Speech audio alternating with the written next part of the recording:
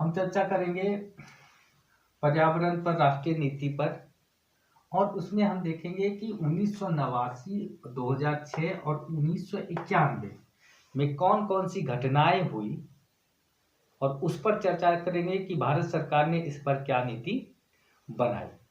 अब देखिए क्या होता है कि 1984 ईस्वी में भोपाल में गैस ट्रेजेडी होती है, खतरनाक केमिकल का रिसाव होता है और बहुत सारे लोग की मृत्यु हो जाती है। बहुत सारे लोग, 2 लाख से ज्यादा लोग प्रभावित भी हुए।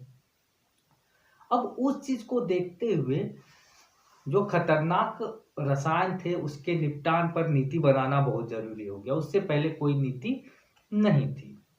ठीक है, तो भारत सरकार ने एक कदम उठाया कि 1989 ईस्वी में वो खतरनाक अवशिष्ट निपटान नियम, या खतरनाक रसायन भी कह सकते हैं, रसायन निपटान नियम बनाया। ठीक है, जिसके हिसाब से यह तय किया गया कि किस तरीके से और कहाँ अवशिष्ट का अगर निर्माण होता है, खतरनाक रसायन है, तो उसको कैसे रखा जाए, ये भी उसमें सुझाव दिया गया और उस पर नियम बने। उस नियम के खिलाफ अगर आप जाएंगे तो आपको दंड मिलेगा।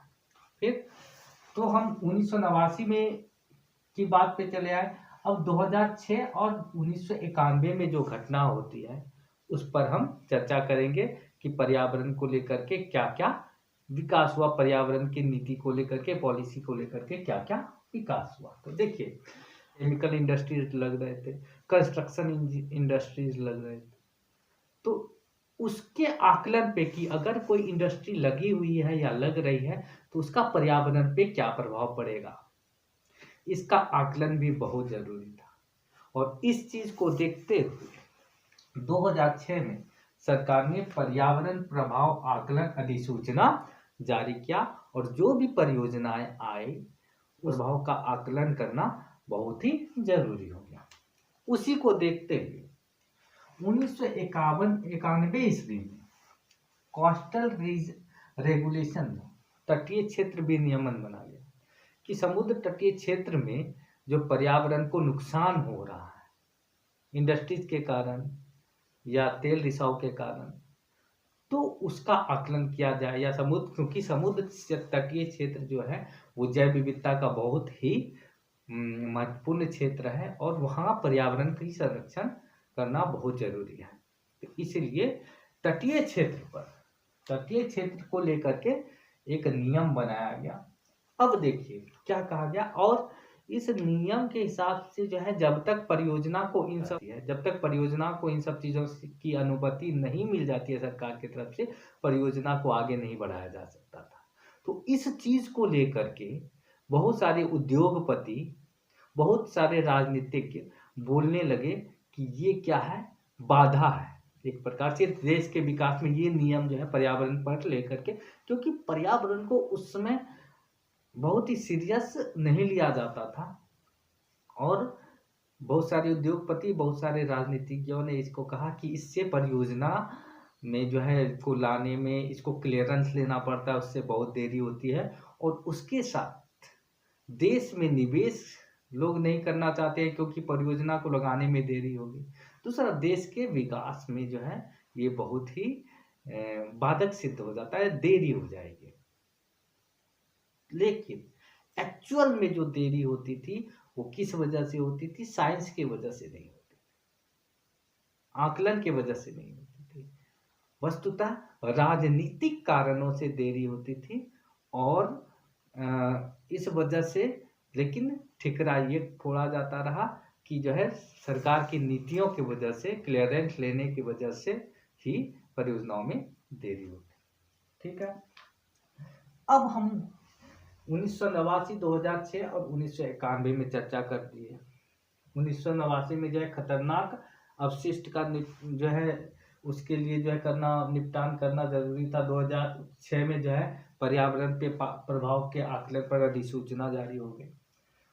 अब हम 1990, 2002 और 1973 और 1986 इन सब चीजों पर बात करेंगे। 1990, 2002 1973 और 1986 में क्या क्या हुआ, पर्यावरण को लेकर के भारत सरकार ने कौन कौन सी नीति बनाई। तो देखिए, अब चूंकि 11वीं पंचवर्षीय योजना 1990 ईस्वी में 11वीं पंचवर्षीय योजना आई और उसमें यह माना गया, सरकार के द्वारा भी यह माना गया कि पर्यावरण का तब तक संरक्षण नहीं किया जा सकता है जब तक जन भागीदारी ना हो। इसीलिए लोगों की भागीदारी बढ़ाने के लिए पर्यावरण के प्रति जो है जागरूकता बढ़ाने के लिए जन भागीदारी आवश्यक समझा गया। और इसी वजह से जिनका वन पे अधिकार था वो अधिकार देने की कोशिश की गई, क्योंकि वो लोग वन को एक देवता के समान पूजते थे। जो आदिवासी लोग हैं, जो वन में रहने वाले पुराने जमाने से पीढ़ी दर पीढ़ी रहते हैं, वो वन का ज्यादा नुकसान नहीं करते, वो उनको पूजा करते हैं। तो ये इस बात का स्वीकार किया गया 1990 ईस्वी में। अब हम लोग देखते हैं 2002, 1973 और 1986 में क्या होता है। तो 2002 में जो है यह देखा गया कि चूंकि पर्यावरण में बहुत सारे जीवों का विविधता है और जैव विविधता नहीं होगी तो हमारा डिमांड भी पूरा नहीं होगा, इकोलॉजी बैलेंस भी नहीं रहेगा। इस चीज को देखते हुए 2002 ईस्वी में जैव विविधता पर कानून बनाया गया, जैव विविधता कानून।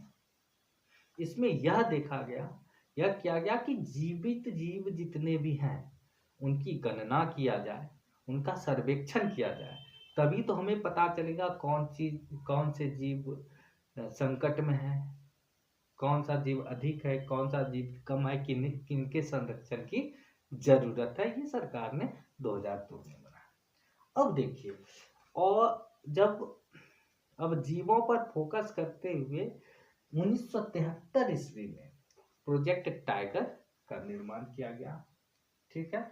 और वन्य जीव संरक्षण एक्ट 1972 ईस्वी में इसमें अमेंडमेंट हुआ और अमेंडमेंट होकर के 1973 ईस्वी में प्रोजेक्ट टाइगर आया, जिसमें कि बाघों के संरक्षण पर ध्यान, क्योंकि बाघ की आबादी बहुत ही तेजी से घटती चली जा रही थी। फिर 1986 ईस्वी में बायोस्फीयर रिजर्व यूनेस्को द्वारा शुरू किया गया और भारत ने भी इसमें जो है भागीदारी लिया 1986 में। और यह माना गया कि पर्यावरण का संरक्षण में जन भागीदारी भी जरूरी है, तो सामाजिक और सांस्कृतिक सभी तत्व को एक साथ रखना जरूरी है और सबको जिनको जो अधिकार है वो देना भी जरूरी है। तो समाज के संरक्षण के साथ साथ पर्यावरण का संरक्षण ही हो सकता है, ये इसमें स्वीकार किया गया। और इसलिए सामाजिक, सांस्कृतिक एवं पर्यावरणीय महत्व को एक साथ करके देखा।